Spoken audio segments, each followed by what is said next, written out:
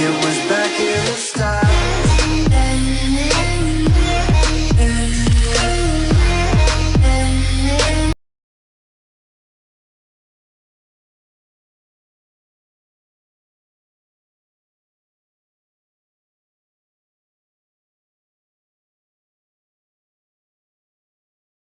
Penalaran induktif adalah proses berpikir yang bergerak dari pengamatan atau fakta-fakta spesifik untuk menghasilkan kesimpulan umum. Berbeda dengan penalaran deduktif, di mana kesimpulan bersifat pasti jika premisnya benar, penalaran induktif menghasilkan kesimpulan yang mungkin benar tetapi tidak dijamin.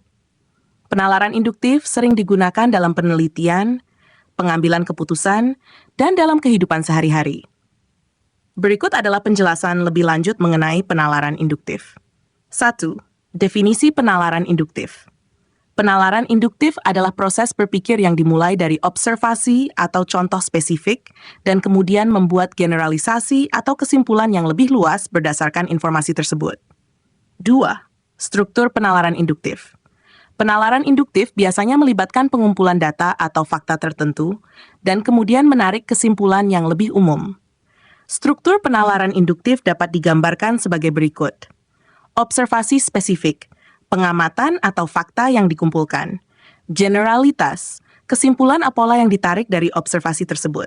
Contoh, observasi, semua burung yang saya lihat di taman ini bisa terbang. Kesimpulan, oleh karena itu semua burung bisa terbang. Meskipun ada burung yang tidak bisa terbang, seperti burung penguin. Ciri-ciri penalaran induktif. Ketidakpastian, kesimpulan yang dihasilkan dari penalaran induktif tidak bersifat mutlak. Kesimpulan tersebut dapat benar, tetapi ada kemungkinan juga salah. Berdasarkan observasi, penalaran ini bergantung pada data atau fakta yang dikumpulkan melalui pengamatan. Generalitas, menciptakan pola atau generalisasi dari beberapa contoh spesifik. Kelebihan penalaran induktif, fleksibilitas. Penalaran induktif dapat diterapkan dalam berbagai situasi dan bidang, terutama ketika data spesifik tersedia. Kemampuan untuk menemukan pola dapat membantu dalam menemukan pola atau tren dalam data yang dapat menjadi dasar untuk hipotesis atau teori. Mendorong penemuan baru. Proses ini dapat menghasilkan ide-ide baru dan memperluas pemahaman kita tentang suatu fenomena.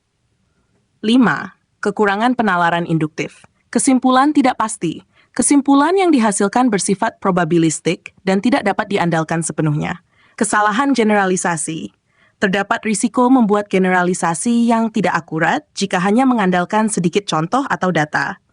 Tidak selalu menghasilkan pengetahuan yang baru. Terkadang kesimpulan diambil bisa saja telah diketahui sebelumnya atau tidak membawa wawasan baru. 6. Penerapan penalaran induktif. Ilmu pengetahuan, penalaran induktif digunakan untuk membangun teori atau hipotesis berdasarkan pengamatan dan data, statistika.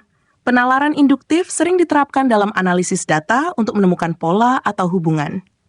Kehidupan sehari-hari, banyak keputusan sehari-hari yang diambil berdasarkan penalaran induktif, seperti memperkirakan cuaca berdasarkan pola sebelumnya. 7. Contoh penalaran induktif dalam kehidupan sehari-hari. Contoh 1. Observasi. Setiap kali saya makan makanan pedas, saya merasa haus. Kesimpulan. Oleh karena itu, makanan pedas menyebabkan rasa haus. Observasi. Di musim panas, saya melihat banyak orang memakai pakaian tipis. Kesimpulan. Oleh karena itu, orang cenderung mengenakan pakaian tipis di musim panas. Kesimpulan penalaran induktif adalah alat yang berguna dalam proses berpikir dan pengambilan keputusan, memungkinkan kita untuk membuat kesimpulan berdasarkan data dan pengamatan. Meskipun tidak memberikan kepastian mutlak, penalaran induktif sangat penting dalam pengembangan pengetahuan dan pemahaman kita terhadap dunia. Dengan hati-hati mengumpulkan data dan mempertimbangkan konteks, penalaran induktif dapat menghasilkan wawasan berharga dan panduan untuk tindakan di masa depan. Demikian, semoga bermanfaat.